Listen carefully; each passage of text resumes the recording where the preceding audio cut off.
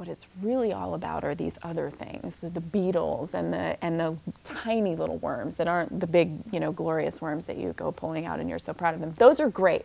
They do a really good job of the sort of initial stages of decomposition.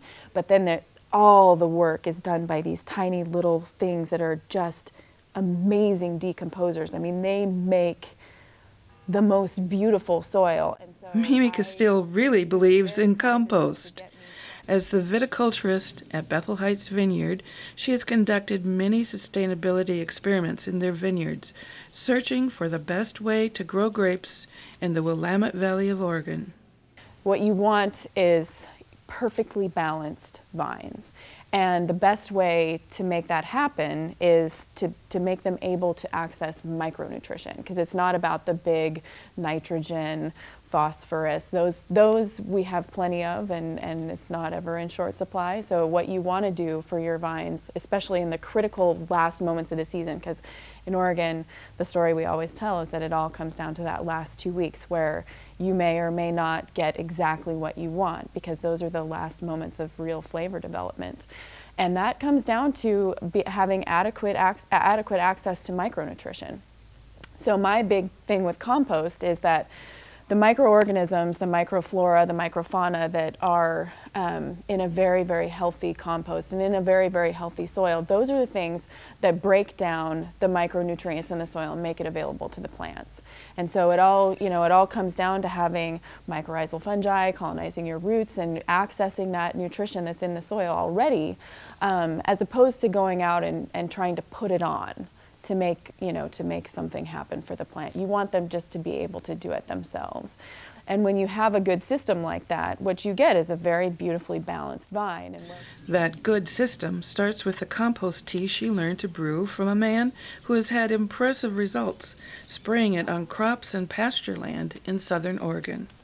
He was very kind enough to get me started with about 5 gallons of his compost, and I brought it back and I added that to my compost pile. I got my own tank going, and about 2 years later I felt like I really had something beautiful to start working with. And it takes that long to really build a truly mature compost in this way, because what you're really going for is the life in there. And I had a tank built, so it's a 500-gallon tank that has 2 very high-powered air pumps that blow air through these diffusers while you're brewing your tea.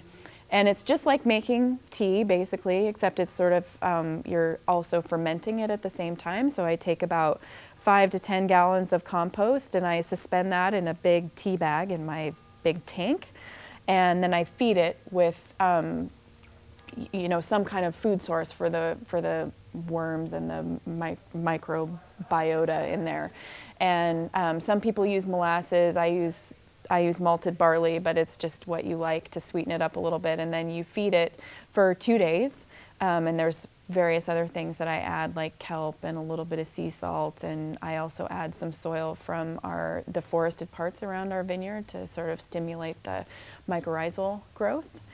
And after about 48 hours of major aeration, I pull the bags, and then we spray that on the vineyard. And you can either spray it on the soil or you spray it on the leaves during the growing season, and it protects them against disease. It is in scientific trials, it has been shown to be as effective as sulfur sprays against mildew. And so, I just wish people would talk about it more, because it's not weird. It's so normal. It's such a natural and normal thing to do to protect a plant against all the things that it's up against. And really, at the end of the day, what I hope to achieve is that the next great thing is not a new chemical, and it's not a new implement that goes on my tractor. It's what's already there. And that's what's going to make the best wine in the end. I really, really firmly believe that we're not going to get to the next level by putting something else from the outside in. It's going to be by making what's already there better and healthier. So that's what I'm trying to do. And when we follow that all the way through to the wine, it is better. It's not just a little bit better, it's a lot better.